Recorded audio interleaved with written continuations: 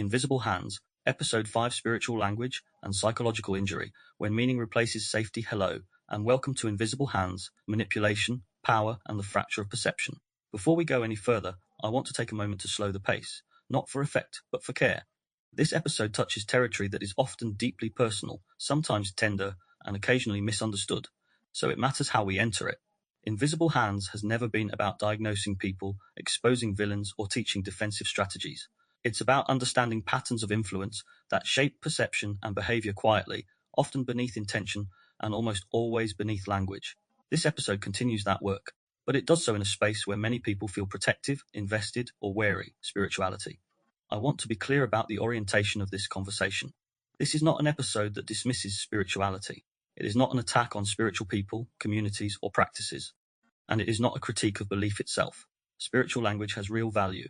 For many, it has offered meaning during loss, coherence during chaos, and a way to articulate experiences that psychology alone cannot always reach. I recognize that, not abstractly, but personally. I am spiritually oriented. I do not speak from ideology or doctrine, but from embodiment and lived experience. This work emerged alongside my own periods of awe, sensitivity, and opening, moments where the world felt more vivid, more interconnected, and more alive. So this episode does not stand outside spirituality and points inward. It stands within that space and asks a careful question. Not what people believe, but how language operates when the nervous system is open, when meaning arrives early, and when safety has not yet been established. Because what this episode explores is not belief as such, but sequencing. And sequencing matters. There are moments in life when cognition fails us, when something happens that we cannot yet explain, organize, or make sense of. In those moments, language rushes in to help. Meaning arrives to soothe confusion, to restore coherence, to offer a story where none yet exists. Often, that meaning is spiritual. Sometimes, that is exactly what is needed. But sometimes, meaning arrives before the body has had time to orient, before safety is restored, before discernment is possible, before agency is fully online. And when that happens, even well-intentioned language can begin to function as regulation rather than understanding. This is where injury can occur, not because spirituality is false, but because meaning has replaced safety. I want to acknowledge explicitly that this topic can feel confronting. For some listeners, spiritual language has been a lifeline. For others, it has been a source of confusion, self-doubt, or quiet harm. For many, it has been both. This episode is not here to resolve that tension or take a side. It is here to translate experience, to offer language for moments when something felt off, even though the words sounded elevated. When care was promised through meaning, but the body contracted anyway. When confusion was reframed as resistance, and doubt as a lack of growth. If none of that resonates, that's okay. If some of it does, this episode is not asking you to reject anything you hold dear.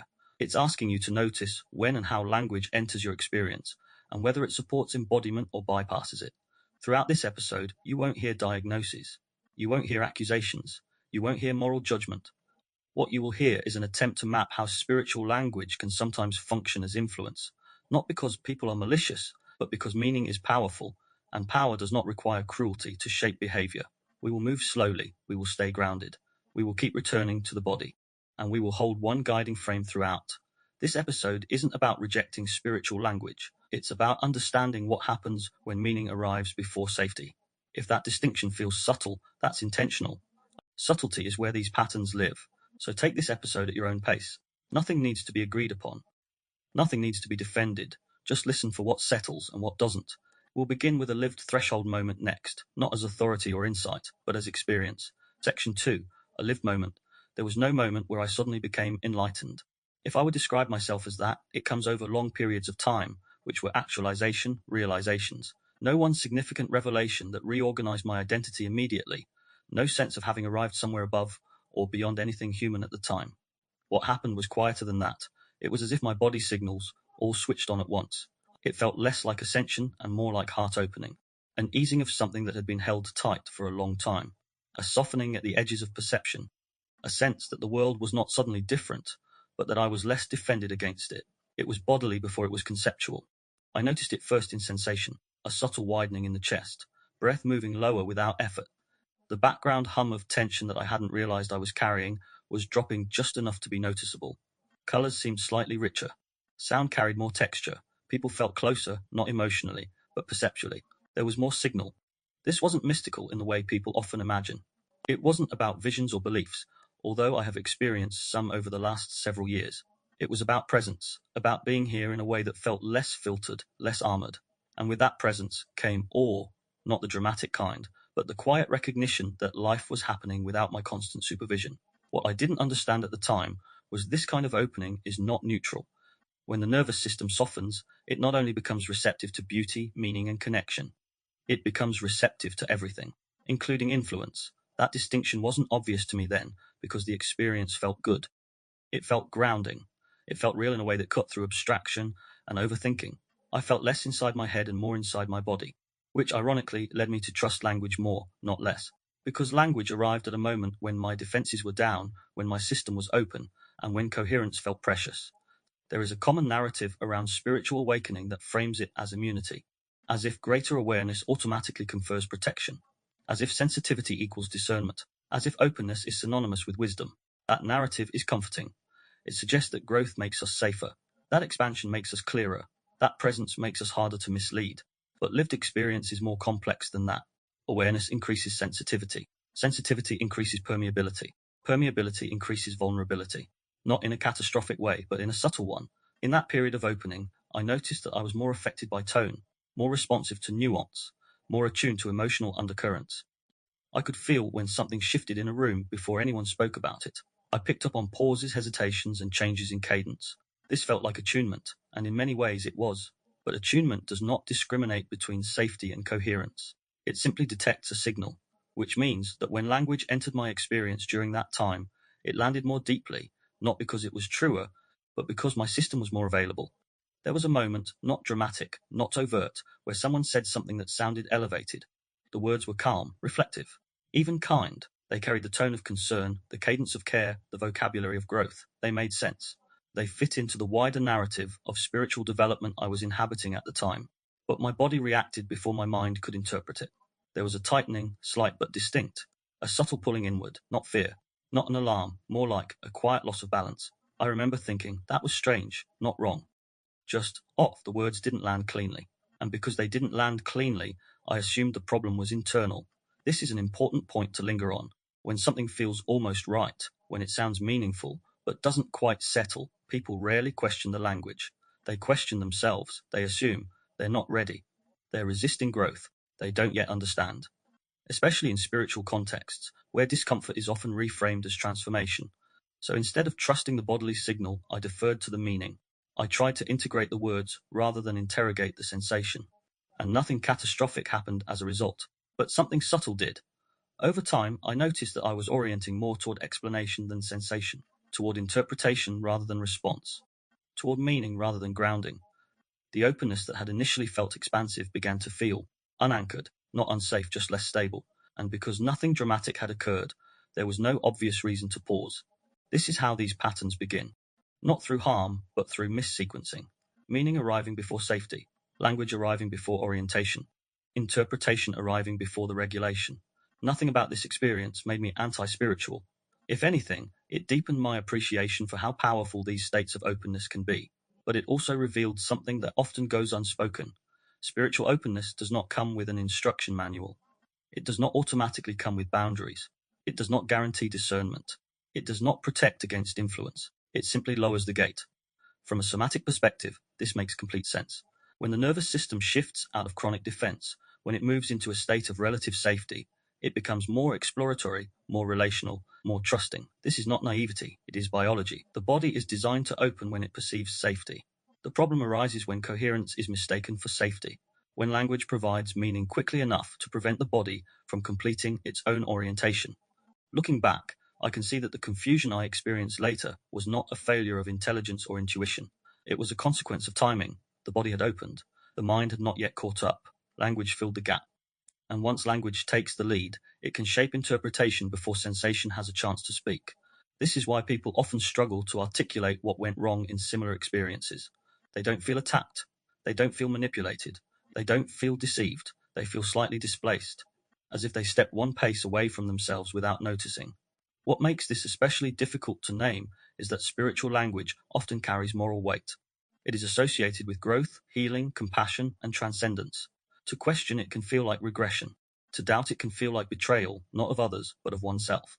So people stay quiet. They override the initial bodily response. They translate discomfort into meaning. They keep going. No one in this experience needed to be malicious for harm to occur. In fact, harm may be too strong a word for what happened. What occurred was an injury of orientation, a subtle shift away from embodied reference and toward interpretive coherence. And that shift happened not because spirituality is dangerous, but because openness is powerful and power requires care. This is why this episode exists, not to warn people away from spiritual language, not to undermine belief or practice, but to name a threshold moment that many people pass through without realizing it. A moment where openness increases before safety is established, where meaning arrives early, where language fills a gap that sensation hasn't finished mapping yet. Awakening didn't make me separate from my body. It drew me into my body, and not so much the leakage into the external world and the distraction of noise. It made me more permeable, and permeability, without grounding, changes how influence lands. In the next section, we'll step away from personal reflection and begin to observe patterns more broadly.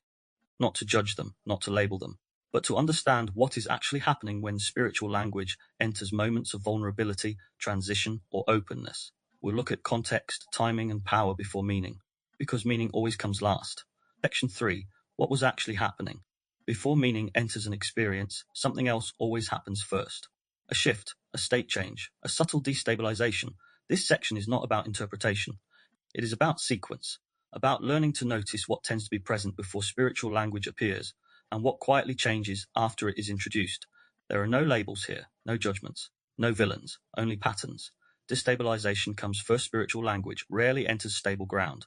It does not typically appear when people feel resourced, oriented, and secure in their sense of self. It emerges most often in moments of transition, when internal reference has already been shaken, even slightly. Grief is one such moment. Illness is another. So are moments of loss, relational rupture, identity change, burnout, awakening, or deep questioning. Sometimes the destabilization is obvious. Sometimes it is subtle, a lingering exhaustion, a quiet dissatisfaction, a sense that something no longer fits. What matters is not the intensity of the destabilization, but its timing. Spiritual language tends to arrive after something has already shifted. By the time meaning appears, the nervous system is often open, searching, or disoriented, not because something is wrong, but because change has occurred without resolution. Power asymmetry enters quietly. Once destabilization is present, asymmetry becomes easier to introduce, not through force, but through framing. One person has language, another has questions. One person offers an interpretation, another is seeking coherence. This asymmetry does not need to be formal. It does not require titles or roles. It can emerge organically, relationally, or even unintentionally. But once it exists, it shapes how meaning lands. Common asymmetries include teacher-seeker, where one person is positioned as further along, more aware, or more developed guide participant, where one holds narrative authority, and the other receives it, one who knows, one who is learning, where interpretation flows in one direction. In these dynamics, spiritual language does more than describe experience. It organizes it, and organization is power. Timing is not accidental. Meaning is most influential when it arrives early, before the body has had time to settle, before ambiguity can be tolerated, before multiple interpretations are allowed to coexist. In moments of grief, people want relief from pain. In moments of collapse, they want reassurance. In moments of openness, they want coherence. Spiritual language often meets these needs elegantly. It provides an explanation when an explanation is desperately wanted. It provides purpose when purposelessness feels unbearable. It provides structure when the internal map has temporarily dissolved. None of this is inherently harmful, but when meaning arrives too quickly, it can override the body's slower process of orientation. Before and after, a subtle shift. One of the most telling aspects of these patterns is the emotional state before and after spiritual language is introduced. Before, some may experience confusion, vulnerability, openness, uncertainty, and emotional exposure. After, some may experience greater clarity, coherence, explanation, containment, and a sense of knowing. At first glance, this looks like a resolution, but something else often changes too. People may notice or experience less tolerance for questioning, a narrowing of possible interpretations, increased self-monitoring, and subtle pressure to align with the given meaning. This is not because anyone demands alignment explicitly. It is because once meaning provides stability, challenging it feels destabilizing. So people protect the explanation, even when it costs them internal contact. What gets withheld in these moments, what matters as much as what is said, is what is not said. Often withheld, uncertainty, alternative explanations, acknowledgement of harm, recognition of power asymmetry, and permission to disagree without consequence. Instead, meaning is offered as a resolution, and resolution feels safer than ambiguity. What gets reframed experiences that might otherwise signal boundary crossing, discomfort, or misattunement are reframed as something else. Discomfort becomes growth. Resistance becomes ego. Confusion becomes unreadiness. Pain becomes initiation. Again, this reframing is not necessarily malicious, but it redirects attention away from the body's signal and toward a narrative that explains it away. What gets spiritualized? Perhaps the most significant shift occurs when relational dynamics are spiritualized. Power becomes wisdom. Influence becomes guidance. Impact becomes teaching. When this happens, the relational context disappears. What remains is meaning, abstracted from the interaction that produced it. This makes it difficult to question, because questioning meaning feels like questioning truth itself. Real-life contexts. In some relationships, concern is expressed through spiritual language rather than emotional dialogue. Instead of saying, "I don't like how this affects you," the language becomes, "This is part of your path. This is here to teach you." You're being invited to go deeper. The effect is subtle. The person receiving the guidance may feel seen, even supported, yet their discomfort is no longer a signal to respond to, but a lesson to interpret. The relationship shifts from mutual responsiveness to asymmetrical meaning-making. A workplace or community with a higher purpose. In some organizations or communities, spiritual or values-based language is used to justify pressure, overwork, or boundary erosion. Sacrifice is framed as service.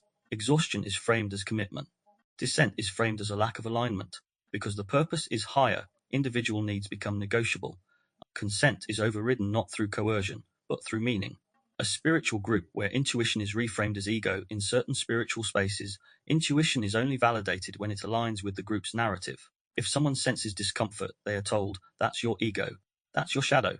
That's resistance."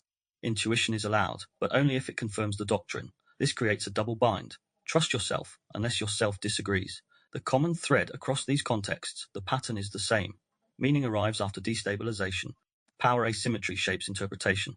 Language organizes experience. The body's signal is deprioritized, not because the body is wrong, but because meaning is faster. The key principle. This is the principle that runs beneath everything explored here. Meaning comes after signal, not before. When meaning arrives first, it may soothe, but it may also obscure. The signal is slow, meaning is quick. Signal emerges from sensation. Meaning emerges from narrative. When narrative outruns sensation, discernment collapses quietly. Why this matters? This section is not asking you to reject spiritual language, guidance, or meaning. It is asking you to notice when it appears, why it feels compelling, and what changes after it enters. Because influence does not require force. It only requires timing. In the next section, we will move deeper into the body itself, into the physiology that explains why these patterns feel the way they do, and why confusion is not a failure of intelligence, but a state shift. We'll bring language back to the nervous system. Section 4, the body knows. The somatic layer confusion is rarely where people begin. It's where they end up. By the time someone says, "I don't know what happened," something has already happened, not at the level of belief, interpretation, or meaning, but at the level of the body. This section is about returning to that earlier moment, before explanation arrived, before language took over, before the mind tried to make sense of what the body had already registered.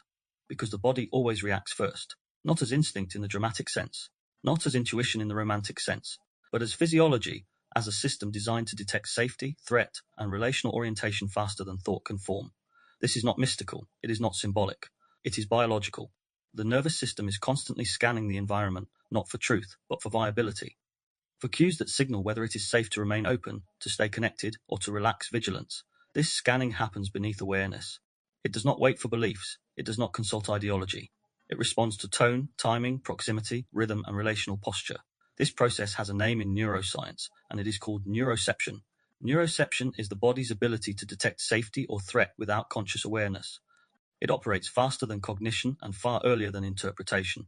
It is why you can feel uneasy before you know why. It is why something cannot sit right, even when it makes sense. This is why confusion often appears only after the body has already reacted. In experiences involving spiritual language and psychological injury, this sequencing is crucial. The body reacts, then the language explains. Then confusion follows, and because the explanation is coherent, the body's reaction is often dismissed.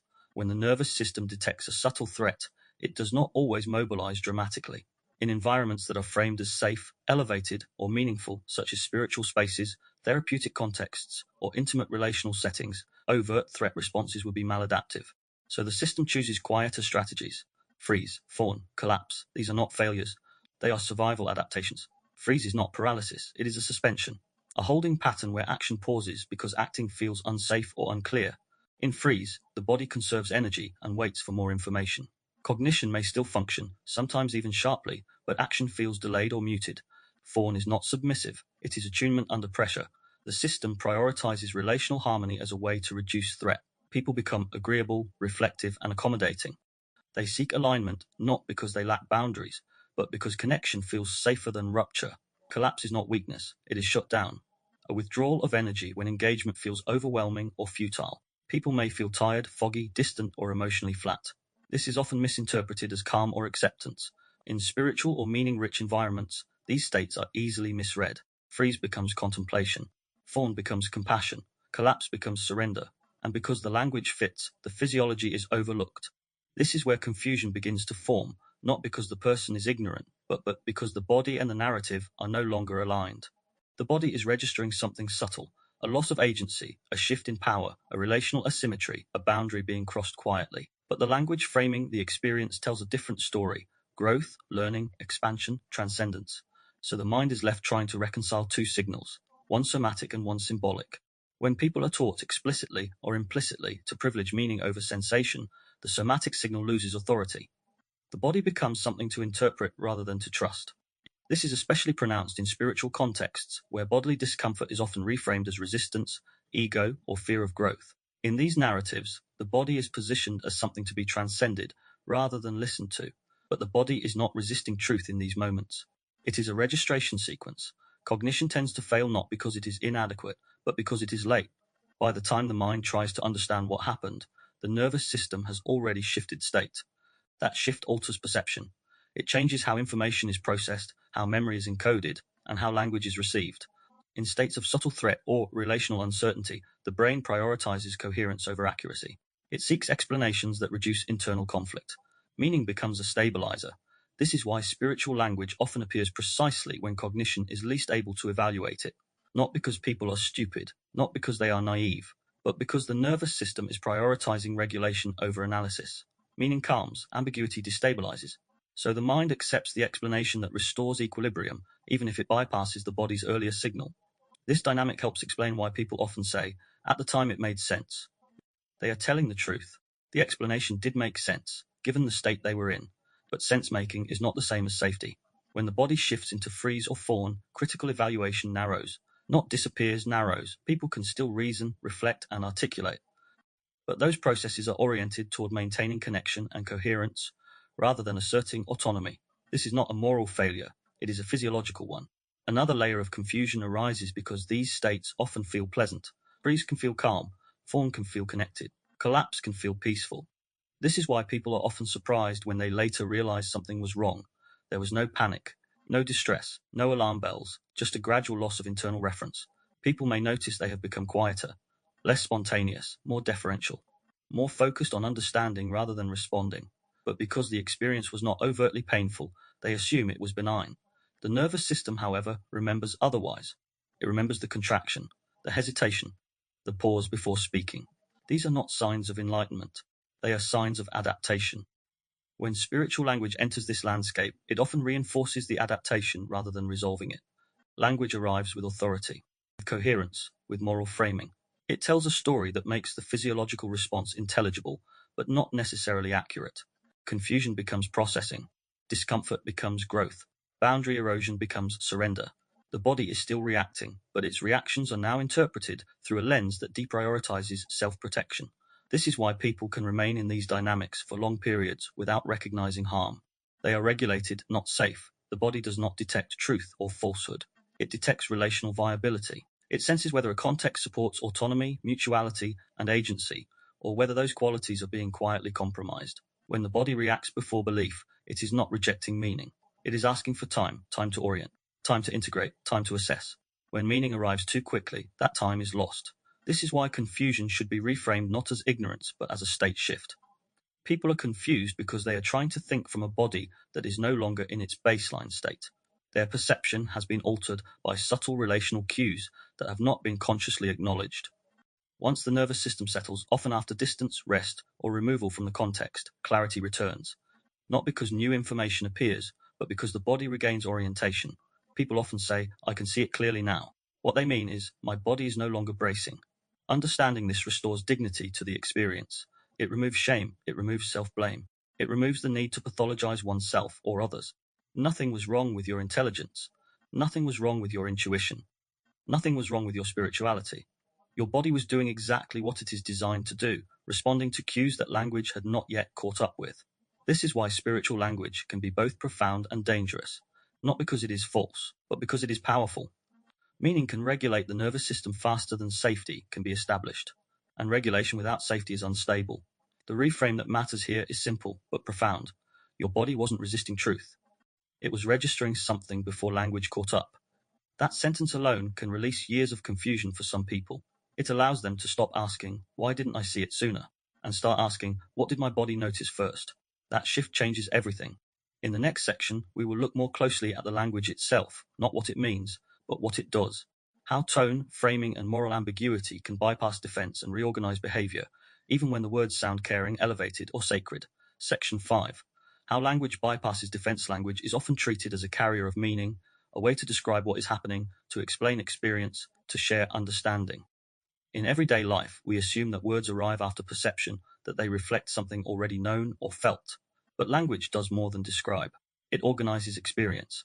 In certain conditions, particularly when the nervous system is open, destabilized, or seeking coherence, language can move faster than discernment. It can bypass defense not by overpowering it, but by calming it. Not by arguing with the body, but by regulating it. This is where language becomes influential. One of the first distinctions to make here is between tone and content. Content is what is said. Tone is how it is delivered. The nervous system responds to tone long before it processes content. This is why someone can say something harmful in a gentle voice and be trusted more than someone who speaks truth sharply. The body hears cadence, rhythm, softness, and pacing. It registers safety or threat before the mind evaluates meaning. In spiritual language, tone is often carefully modulated. It is calm, slow, and reflective. It carries reassurance rather than urgency. It suggests depth rather than authority. This tone does something specific to the body. It downregulates threat, and once the threat is downregulated, discernment relaxes. This does not mean people stop thinking. It means thinking shifts orientation. Instead of evaluating impact, the mind begins evaluating coherence. It asks, does this make sense? Rather than how does this land? That shift is subtle, but it is decisive. When tone signals safety, content gains access. This is why words that would feel intrusive, dismissive, or controlling in a different tone can feel acceptable, even supportive, when delivered calmly and with apparent care. The body hears reassurance. The mind receives meaning. The gap between them goes unnoticed. Another key mechanism is moralized ambiguity. Moralized ambiguity occurs when language sounds ethically elevated, but remains vague enough to avoid accountability. It gestures toward goodness, growth, or truth without specifying what action is being taken, what boundary is being crossed, or who holds responsibility. Phrases like, this is happening for your evolution. You're being invited to look deeper. There's a lesson here. These statements are not false in any absolute sense. They are ambiguous by design. Their ambiguity allows them to function as an explanation without commitment. They offer meaning without requiring a response. They soothe without clarifying. For the nervous system, this is regulating. For discernment, it is destabilizing. Because when meaning is vague, the body has nothing concrete to orient against. There is no clear signal to respond to, no specific action to evaluate, and no boundary to assess. The person receiving the language is left to adapt internally. This adaptation often takes the form of self-silencing. Instead of asking questions, people turn inward. They search for the lesson. They assume responsibility for integration. They interpret discomfort as something to overcome rather than something to respond to. This is not a submission. It complies with the meaning. Questions are another powerful linguistic tool in this context, especially questions that sound caring but subtly destabilize agency. For example, what do you think this is here to teach you? What part of you is reacting right now? Where do you feel resistance? On the surface, these questions appear reflective. They invite introspection. They suggest curiosity rather than control, but somatically, they do something else. They redirect attention away from the relational context and toward the individual's internal landscape. They imply that the source of discomfort lies within the person, rather than in the interaction. Agency shifts inward, but responsibility does not. The person becomes responsible for interpreting their reaction, while the relational dynamic remains unquestioned. This is where language begins to override internal signals. The body may be registering a boundary crossing, a power imbalance, or a subtle threat. But the question reframes that signal as something to analyze rather than something to honor. The person learns, often unconsciously, to distrust their first response, not because it is wrong, but because language has repositioned it as something to be worked through. One of the most effective reframes in this category is the use of growth narratives to neutralize harm. This is part of your growth. This discomfort means you're expanding. You're being tested. These phrases are powerful because they offer purpose. They transform pain into progress. They make suffering meaningful, and meaning is regulating. When pain is given purpose, the nervous system tolerates it more easily. The body braces less. The person endures more. This can be transformative in contexts where challenge is consensual and supported. But when applied indiscriminately, especially in relational or power imbalance contexts, it becomes a way to justify ongoing distress without addressing its cause. Growth replaces care, meaning replaces safety. It's important to emphasize that this does not require bad intent. People often use these phrases sincerely. They may genuinely believe in their value. They may have experienced similar language as supportive in their own lives, but sincerity does not negate impact. Language that reframes harm as growth can function as a containment strategy, one that keeps the system stable while leaving the individual to absorb the cost. Another subtle mechanism is the collapse of choice. When language presents an experience as inevitable, destined, or spiritually necessary, it removes the sense of agency. If something is happening for your evolution, then opting out feels like avoidance.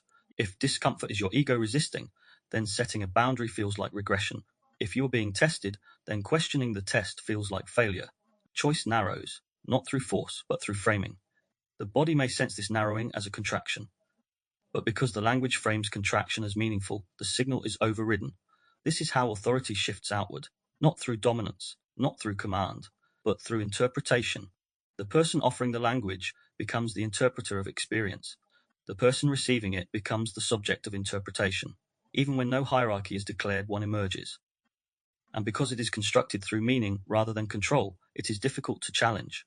Language is also regulated through repetition. When phrases are repeated across contexts, in groups, teachings, and conversations, they become familiar. Familiarity breeds safety. Safety reduces scrutiny. Over time, repeated language becomes an internal voice. People begin to narrate their own experience using the same frames that once came from outside. This is not indoctrination in the dramatic sense. It is conditioning through coherence. The nervous system recognizes the pattern and settles into it. Another critical aspect is timing. Language that bypasses defense often arrives when cognition is fatigued or overloaded, after emotional processing, during vulnerability, in moments of openness or collapse. In those moments, the mind is less able to evaluate nuance. It reaches for the explanation that restores equilibrium. Language that offers meaning at that moment gains disproportionate influence. This is not manipulation in the cartoon sense. It is a feature of human neurobiology. It is also why intelligent, reflective people are often more affected by these dynamics. They are skilled at interpretation. They value meaning. They trust language. When language is coherent, elevated, and emotionally literate, it aligns with their strengths. The body's quieter signals are easier to dismiss. Somatically, the effect of these linguistic patterns is consistent. Choice collapses. Internal signals are deprioritized. Authority shifts outward. Adaptation increases. People do not feel controlled. They feel guided. But guidance without accountability is still influence. This brings us to the anchor line of this section. Language can feel sacred and still regulate behavior. Sacredness does not immunize language from power. Meaning does not neutralize impact. Depth does not guarantee safety. Language shapes states. States shape perception. Perception shapes choice. When that sequence is disrupted, when language outruns the body, discernment erodes quietly. The aim of this section is not to teach skepticism towards spiritual language. It is to restore sequence awareness, to notice when words arrive before orientation, when interpretation arrives before sensation, when meaning arrives before safety. Because when meaning arrives too early, it does not integrate experience. It replaces it. In the next section, we will name these dynamics more explicitly, not as identities or diagnoses, but as strategies that emerge under power, certainty, and spiritual authority. We will bring the shadow spectrum into view carefully and without accusation, and we will return to the core distinction that runs through this entire series. Empathy without accountability isn't care. It's leverage. Section 6 Shadow Spectrum. Strategy, not villain. At this point in the episode, it becomes possible to name patterns, not to accuse, not to diagnose, and not to turn complexity into caricature, but to give language to dynamics that have already been felt. What matters here is how we name things, because naming can either clarify or collapse discernment. So this section stays deliberately grounded. It does not speak in terms of types of people, fixed identities, or moral categories. It speaks in terms of relational strategies, ways of moving, influencing, and organizing experience that emerge under certain conditions. Not monsters, not villains, patterns. The idea of a spectrum matters. Human behavior is not static. People do not occupy permanent positions on a moral or psychological scale. They move, often subtly, depending on context, power, certainty, and the stories available to them. Under stress, people adapt. Under authority, people consolidate. Under certainty, people narrow. This movement is not evidence of pathology. It is evidence of human flexibility. The shadow spectrum is simply a way of describing how that flexibility can tilt toward influence without accountability, especially when insight, meaning, or emotional intelligence are present. One of the difficulties in naming these dynamics is the cultural hunger for villains. People want to know who is harming. They want to locate the problem in individuals so that it can be avoided, exposed, or defeated.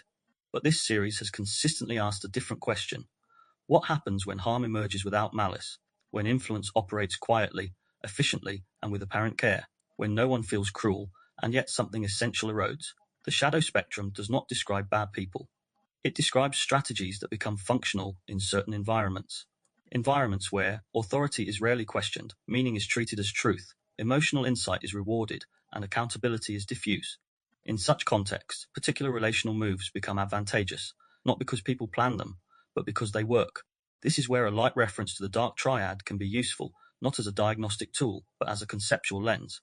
When stripped of sensationalism, the dark triad is simply a way of describing clusters of strategies. Prioritizing outcomes over impact using insight, instrumentally separating understanding from responsibility. These are not identities, they are capacities, and capacities can be expressed situationally. One of the most misunderstood aspects of this spectrum is empathy. Empathy is often treated as a moral guarantee. If someone understands your emotions, people assume they must also care about your well-being. But empathy is not inherently ethical. Empathy is a capacity, the ability to perceive, recognize, and predict emotional states. What matters is how that capacity is used. Empathy paired with care becomes protection. Empathy paired with meaning-making becomes influence. Empathy paired with power becomes leverage. This is where the idea often labeled the dark empath tends to appear, and also where it becomes most distorted. Popular narratives portray the dark empath as a rare hybrid figure, emotionally intelligent, morally empty, almost mythical. This framing is unhelpful. It turns a relational pattern into a character type. What actually matters is much simpler and much more common. Cognitive empathy without accountability. The ability to read emotions accurately, paired with the absence of responsibility for how that knowledge is used. Cognitive empathy allows someone to anticipate reactions, modulate tone, choose timing carefully, and frame language effectively. When combined with meaning-making, especially spiritual or moral meaning, this capacity becomes powerful, not because it coerces, but because it aligns. It aligns explanation with sensation. It aligns narrative with vulnerability.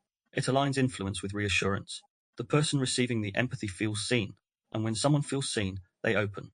This opening is not dangerous in itself. Openness is how connection happens. But openness without protection is exposure, and exposure shifts the relational field. One of the defining features of strategies on the shadow spectrum is the absence of constraint. Not the absence of feeling, not the absence of insight, the absence of limits. When someone knows how their words land and continues to use them without adjusting their behavior, something important is missing. That missing element is care. Care is not a feeling. It is a pattern of restraint. Care limits what someone is willing to do with the insight they have.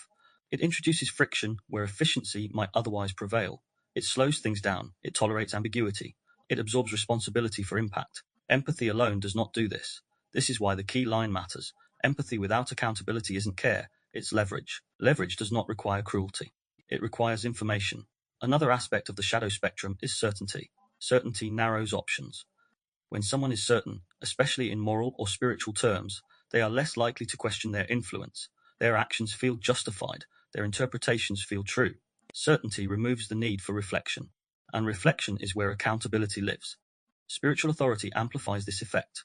When meaning is treated as truth rather than interpretation, challenge becomes difficult. Disagreement can be reframed as resistance. Discomfort can be reframed as growth. The relational field tilts. One person interprets, the other adapts. It is important to say clearly, many people who occupy positions of spiritual or emotional authority do not intend harm. They may genuinely believe they are helping. They may feel aligned with a higher purpose.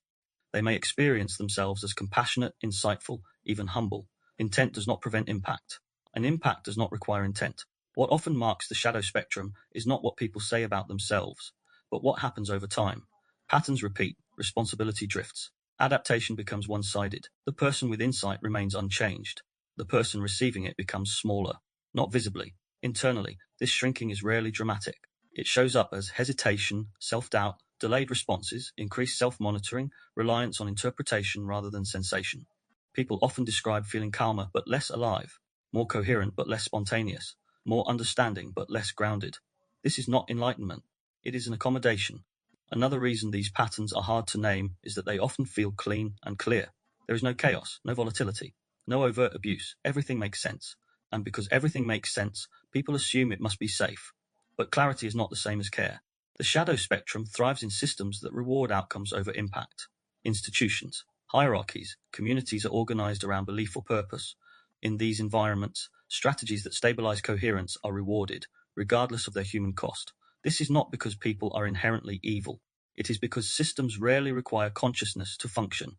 Understanding this allows us to step out of moral binaries. Instead of asking, is this person good or bad? The question becomes, what strategy is being rewarded here? What behavior is being constrained and what isn't? Where does responsibility land? These questions restore discernment without accusation. It also allows people to look inward without shame, because these strategies are not foreign. Everyone has the capacity to use insight instrumentally. Everyone has moments where certainty narrows empathy, or where meaning outruns care. Recognizing this does not make you dangerous. It makes you human. The shadow spectrum is not about exposing others. It is about becoming aware of how power moves when insight is present without accountability, when meaning replaces safety, when explanation replaces care, when coherence replaces consent. This section does not end with a warning or instruction. It ends with clarity, not about who to fear, but about what to notice, because the most destabilizing forms of influence are not those that attack. They are those who understand and do not hold. In the next section, we will briefly ground this understanding in a few psychological concepts, not to theorize, but to support what has already been felt. We will keep it minimal, we will keep it embodied, and we will return once again to lived experience. Section 7, Psychological Insight. This section is not here to explain away or dismiss people's experience, including my own. It's here to give just enough structure to support what has already been felt, without overwhelming it, without turning lived experience into theory, and without asking you to trade one form of abstraction for another. The concepts touched here are familiar to psychology, but they matter only insofar as they illuminate something you may already recognize in your body, in your relationships, and in how your perceptions subtly shifted over time. Nothing here requires diagnosis. Nothing here requires certainty. These are intended as perceptive lenses, not labels. Intermittent reinforcement, warmth to withdrawal and withdrawal to meaning, one of the most destabilizing dynamics people encounter, often without recognizing it, is intermittent reinforcement. This pattern does not rely on cruelty. It does not require volatility. It does not even require inconsistency in tone. It relies on sequencing. Warmth appears, then it recedes, then meaning arrives to explain the gap. From the body's perspective, this sequence is powerful. Warmth signals safety. Withdrawal creates uncertainty. Meaning resolves the uncertainty. The nervous system learns quickly. It begins to associate regulation not with consistency, but with interpretation. Instead of asking, what just changed? The system learns to ask, what does this mean? And meaning becomes the bridge back to equilibrium. This is why intermittent reinforcement is so effective even in calm, reflective, or spiritually framed environments. There is no obvious punishment, no raised voice, no dramatic rupture, just a subtle absence, followed by explanation. The explanation soothes, and because the soothing feels real, the body tolerates the absence. Over time, the body adapts. It begins to brace during withdrawal, anticipating that meaning will follow. It stays open longer than it otherwise would, waiting for coherence to return. This is not dependency in a simplistic sense. It is conditioning. The system learns that relief comes through interpretation rather than through mutual responsiveness. Bodily anchor. People often describe a familiar tightening when warmth fades, a slight holding in the chest, a quiet alertness, a pause in spontaneity. When meaning arrives, that tension eases. The body exhales, the relief is real, which is why the pattern persists. Relational anchor. In relationships, this often looks like periods of attunement followed by subtle distancing, then reflective explanation. The explanation may be thoughtful, caring, or spiritually framed, but it does not restore consistency. The relationship stabilizes through understanding, not through repair. Perceptual shift. Over time, people begin to equate relief with truth. The explanation that calms the body is assumed to be accurate, not because it has been evaluated, but because it works. Discernment quietly gives way to regulation. Trauma bonding under elevated narratives. Trauma bonding is often misunderstood as something that only occurs in overtly abusive or chaotic situations. In reality, trauma bonding can occur anywhere attachment is formed under conditions of threat, uncertainty, or asymmetry, even when the environment appears calm, caring, or meaningful. In elevated or spiritualized contexts, the threat is rarely explicit. It is relational instability. Warmth is present, but conditional. Care is expressed, but inconsistent. Meaning is offered, but selectively. The bond forms not because the person is harmed, but because the nervous system is trying to maintain a connection in an environment that is subtly unpredictable.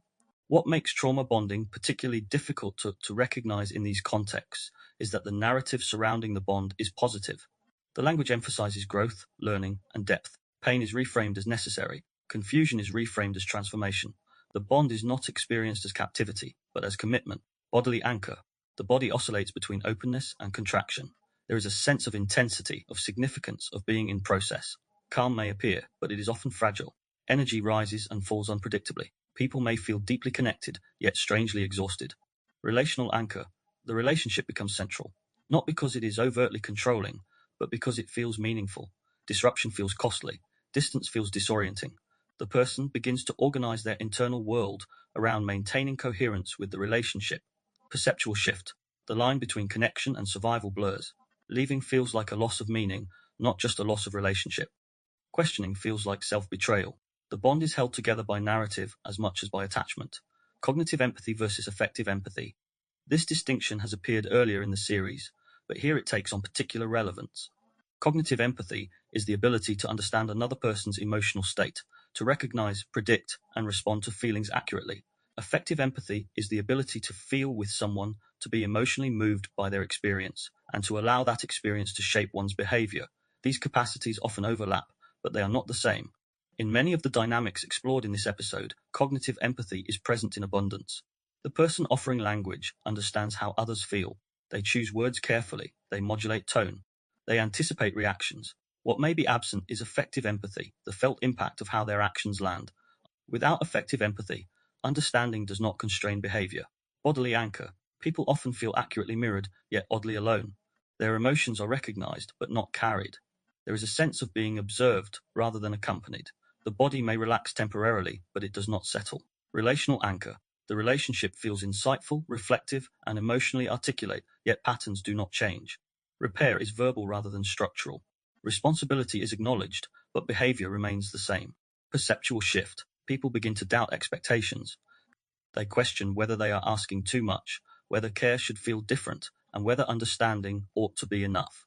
They mistake recognition for protection. This is where the earlier line becomes critical once more.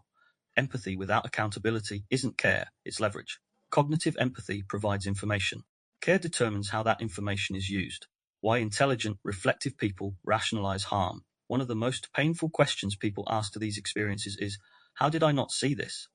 The assumption beneath the question is that intelligence should protect against harm. But intelligence does not function as armor. In many cases, it functions as a stabilizer. Intelligent, reflective people are skilled at finding coherence, tolerating complexity, holding multiple perspectives, and contextualizing behavior. These skills are invaluable in healthy relationships and systems, but under certain conditions, they become liabilities. When something feels off, intelligent people tend to think rather than react.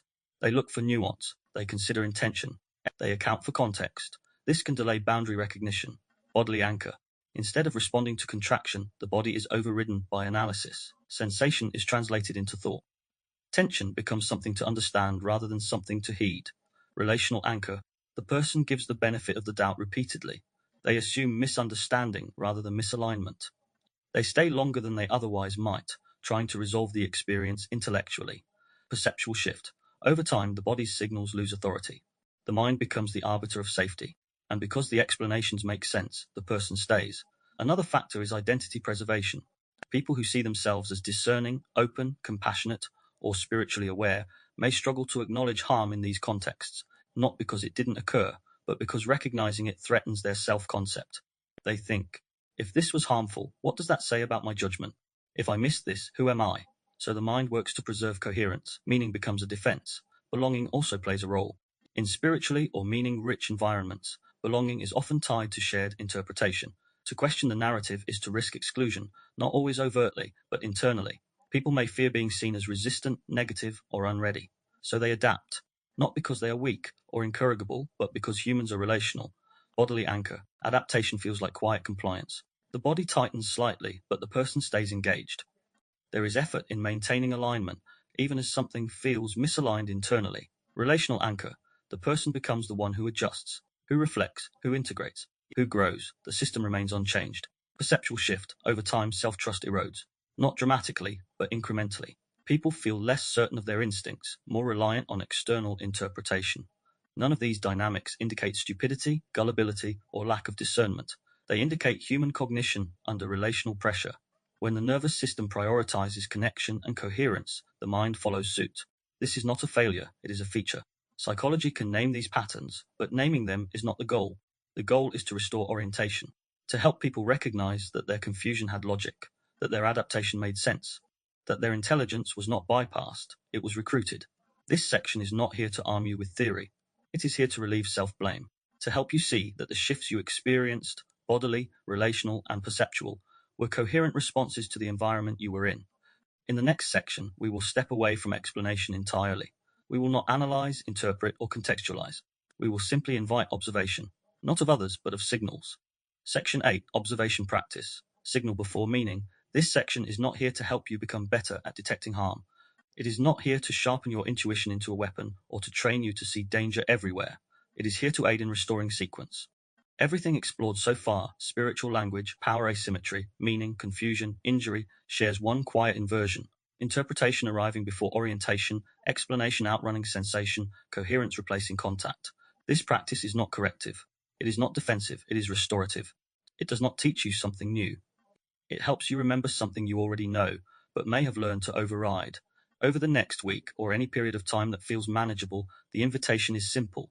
Notice moments where your body contracts before a belief forms. Not moments of fear, not panic, not dramatic reactions, subtle ones. A tightening behind the ribs, a soft withdrawal of attention, a pause in speech, a slight loss of ease. These are not conclusions, they are signals. The most important part of this practice is restraint. Not restraint from action, but restraint from interpretation. When a contraction appears, the reflex for many people is to immediately assign meaning. I'm triggered. This is my trauma. You're projecting. This is resistance. I need to work on this. These interpretations may be familiar. They may even be accurate eventually. But here they are early. This practice asks you to delay translation. The body does not speak in concepts. It does not analyze motives. It does not diagnose patterns. It does not argue with itself. It registers viability. Something in the field has shifted. Something has changed in tone, timing, proximity, or relational posture. The body notices first. This is why the practice is not about trusting the body blindly. It is about including it again. For many people, particularly those who value insight, reflection, spirituality, or meaning, bodily sensation has become something to be explained, regulated, or transcended. This practice restores the body as a source of information, not authority. Data, not doctrine. As you observe, you may notice that contraction does not always correspond to an obvious threat. It may arise during a calm conversation, a supportive statement, a reflective question, a moment of praise, a spiritually elevated insight. This can feel disorienting at first. That disorientation is not a problem. It is the beginning of differentiation. One of the quiet learnings that often emerges here is that the body does not respond to content. It responds to context, tone rather than words, timing rather than intention, relational position rather than narrative. This is why you may feel something before you can explain it. And why does explanation often come later? Another important boundary of this practice is non-response. You are not asked to act on what you notice. No confronting, no boundary setting, no withdrawing, no adjusting behavior. Not because these things are wrong, but because they require clarity. Clarity requires orientation. Orientation requires time. This practice gives you time. You may notice that when you do not immediately interpret or respond, something shifts internally. The contraction may soften, or it may persist. Both are informative. A signal that resolves quickly may reflect a transient adjustment. A signal that lingers may point to something structural. Neither requires action. There is also an explicit rule against self-policing. Many people use awareness to manage themselves, to stay agreeable, regulated, and coherent. If you notice yourself judging the signal, I shouldn't feel this. This is silly. I'm being too sensitive. That judgment is not a failure. It is information. It shows how quickly meaning tries to reassert control. This practice is not about identifying manipulators, spiritual bypassers, or harmful figures. It is about restoring contact with your own perceptual sequence. Who others are can be explored later, if at all. Right now, your nervous system is the reference point. You may also notice moments where there is no contraction at all, moments where language lands cleanly, where warmth feels consistent, where presence expands rather than narrows. These moments matter. They recalibrate safety. This practice does not teach suspicion. It teaches discrimination. As you continue observing, something subtle often changes. People stop rushing toward coherence. They allow ambiguity to exist longer. They tolerate not knowing. They resist premature explanation. Meaning does not disappear, it simply arrives later. This is not anti-spiritual. Many contemplative traditions emphasize presence, embodiment, and direct experience. This practice aligns with that lineage, not through belief, but through physiology.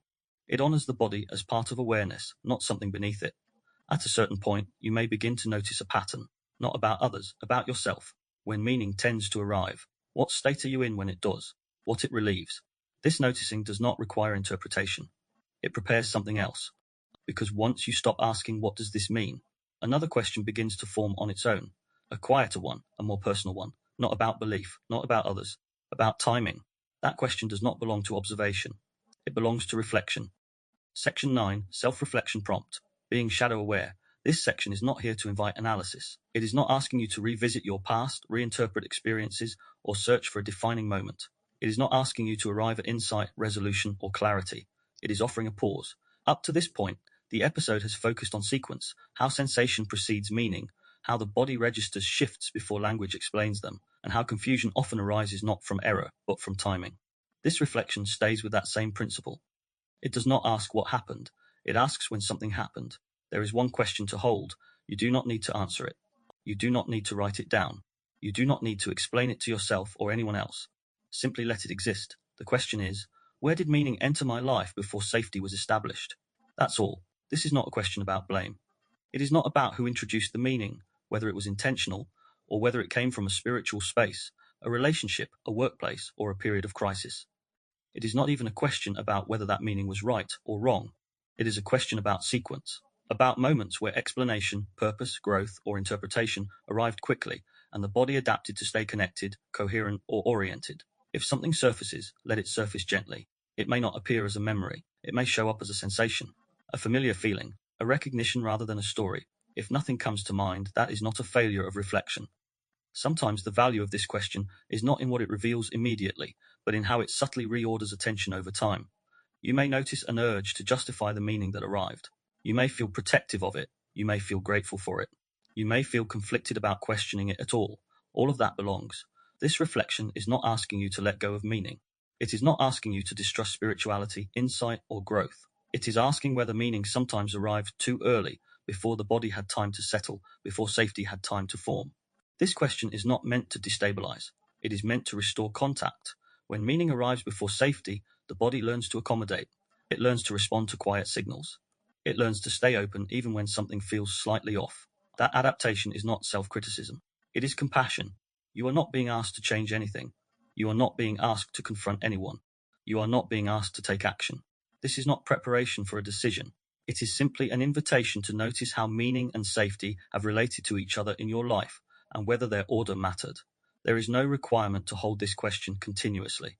You can return to it once, briefly, and let it go. You can allow it to sit at the edge of awareness without effort. No journaling required. No answer demanded. Next, we'll move into integration, not to conclude, but to place meaning back where it belongs. After safety, after embodiment, after contact. Section 10, Integration. Meaning in its right place. This section is not a conclusion. It is not a summary. It is not a call to action. It is not an invitation to decide what any of this means. It is a return to proportion, a return to sequence, a return to something quieter than explanation. Throughout this episode, we have spoken about meaning not as something false, dangerous, or ill-intentioned, but as something powerful, something capable of shaping perception, regulating emotion, and organizing identity. Meaning matters, but meaning does not exist in isolation. When meaning arrives before safety, it does not land gently. It presses down. It stabilizes the nervous system by bypassing it. It offers coherence where contact has not yet formed. This is not a moral failure. It is not naivete. It is not a lack of discernment. It is a human adaptation. What this episode is not saying before integration, it is important to name what this episode has not been doing. This episode is not anti-spiritual. It is not cynical about belief. It is not dismissive of transcendence, insight, or awakening. It is not attempting to strip meaning from human experience, and it is certainly not suggesting that spirituality itself is the source of injury. Many people experience genuine expansion through spiritual practice, greater sensitivity, presence, compassion, awe, and connection. These experiences can be deeply regulating, nourishing, and orienting. Spirituality, at its best, reconnects people with their bodies rather than lifting them out of them. What this episode has been addressing is not spirituality, but disembodiment. Not belief, but sequencing. Not meaning, but timing. Disembodiment is the fracture, not meaning. When meaning arrives without the body's participation, it does not integrate. It dominates. The body is asked to comply with an explanation rather than inform it. Sensation is reinterpreted rather than consulted. Confusion is resolved intellectually rather than metabolized physiologically. In these moments, meaning becomes a substitute for safety.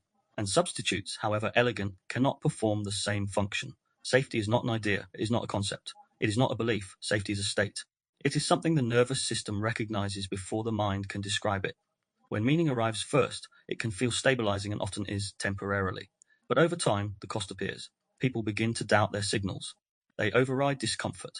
They reinterpret contraction as growth. They learn to stay open even when something inside is pulling back. This does not make them less spiritual. It makes them less oriented. Embodiment restores discernment.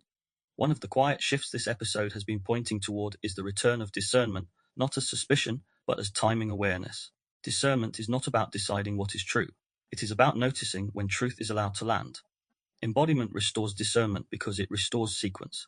Signal first, meaning second. Sensation first. Interpretation later. Contact before coherence. When the body is included, meaning does not disappear. It deepens. Meaning that the arrival after safety is different.